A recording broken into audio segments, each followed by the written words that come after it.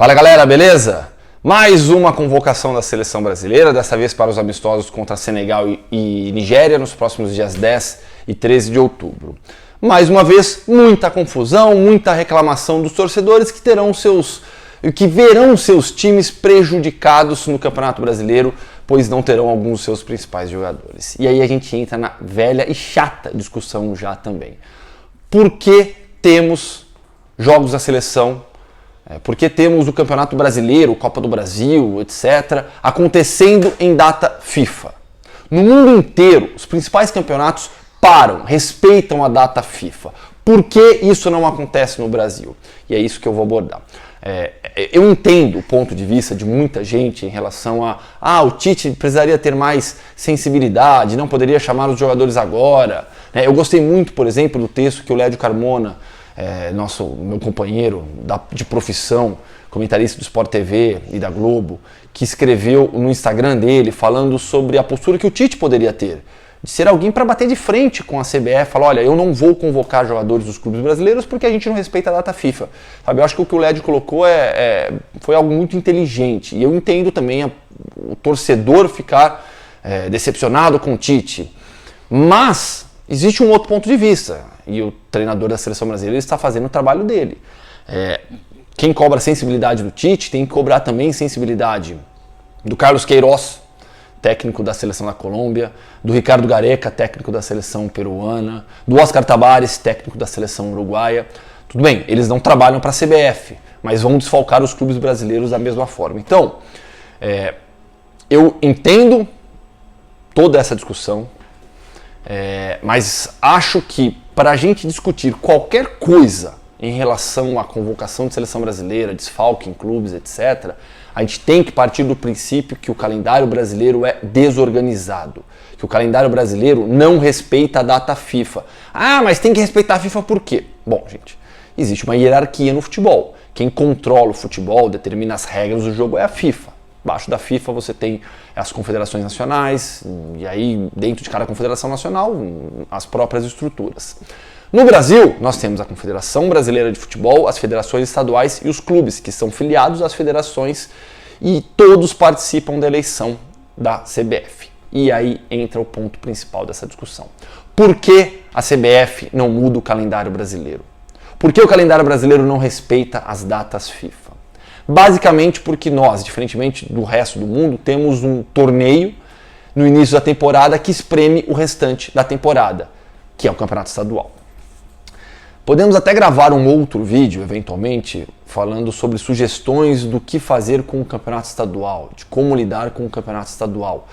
Eu não entendo que o Campeonato Estadual seja a salvação dos clubes pequenos. Estou aqui com a camiseta do Brasil de Pelotas, por exemplo, clube extremamente tradicional do Rio Grande do Sul, que tem divisão, né? Não é o caso de clubes que não tem nem divisão nacional, por exemplo, mas eu entendo que o calendário para esses clubes, calendário de temporada inteira, não é o caso do Brasil, mas clubes que não têm divisão nacional, você poderia ter uma quarta divisão regional, por exemplo, pensar o estadual de outra forma, sabe? O importante é você dar calendário para esses clubes. Mas enfim, a gente grava depois um vídeo falando sobre o campeonato estadual especificamente. Por que a CBF não muda? Vamos lá. Vocês sabem como que funciona a eleição para presidente da CBF? No ano passado, Rogério Caboclo foi eleito. As 27 federações estaduais têm um voto cada. Peso 3 no voto das federações estaduais. Os 20 clubes da Série A têm voto. Peso 2. Os 20 clubes da Série B têm voto. Peso 1. Vamos lá. 27 votos vezes 3 dá 81. Se você somar, vamos imaginar que todos os clubes se oponham à situação na CBF. Todos os clubes da Série A e Série B. Nós não vamos votar no Rogério Caboclo. Eles teriam 80 votos. As federações estaduais juntas têm 81. Sabem quem mantém o status quo do futebol brasileiro? A estrutura do poder no futebol brasileiro? As federações. Mas sabem quem mantém as federações? Os clubes. E as federações se mantêm fortes graças aos estaduais. Percebe a ligação? Por isso que a CBF não mexe com o estadual. Parece que é algo sagrado no Brasil. Os 3 meses para campeonato estadual são sagrados, não se mexe nisso. Não se pode nem cogitar a possibilidade de discutir o calendário mexendo em estadual. Você espreme Copa do Brasil, espreme Campeonato Brasileiro, mas não mexe com estadual. Ah, diminuiu 1 ou 2 datas. Isso não vai mudar nada. No impacto nacional, no impacto da temporada inteira, não muda nada. Nada.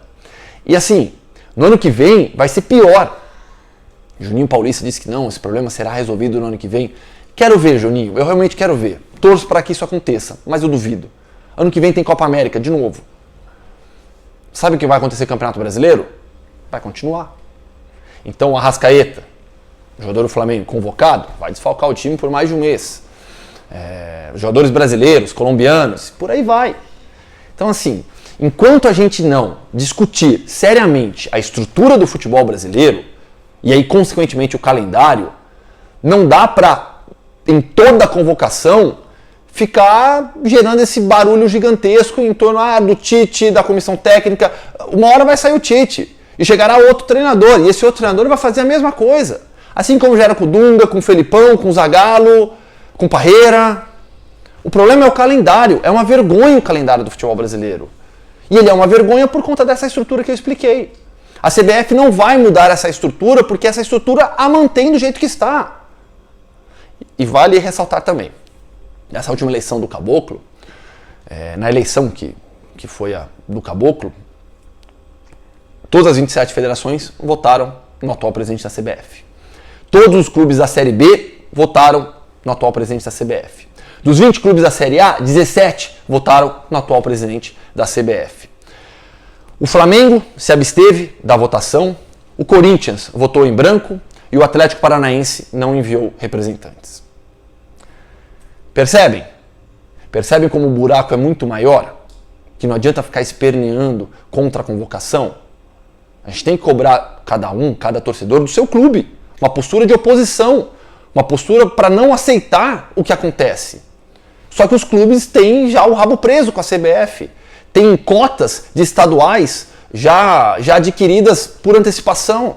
E tem estaduais que pagam muito bem, lógico que tem, assim como tem estaduais que pagam muito pouco. O Atlético Paranaense bateu de frente com a Federação Estadual, com o direito de transmissão também, porque não achava o valor justo e porque olhou de uma maneira maior, olhou para a sua temporada e vem colhendo frutos. Então assim, enquanto os clubes brasileiros não se unirem e perceberem que um calendário decente fará bem ao futebol brasileiro e aí naturalmente a eles também, a gente não vai sair do lugar. Ano que vem vai ser pior, no outro vai ser pior ainda e a CBF não tem nenhuma intenção de mudar essa estrutura. Infelizmente, e aí a nossa decepção com o futebol brasileiro só aumenta. Enfim, galera, é isso, beleza? Até o próximo vídeo, curtam, se inscrevam e a gente se fala. Valeu!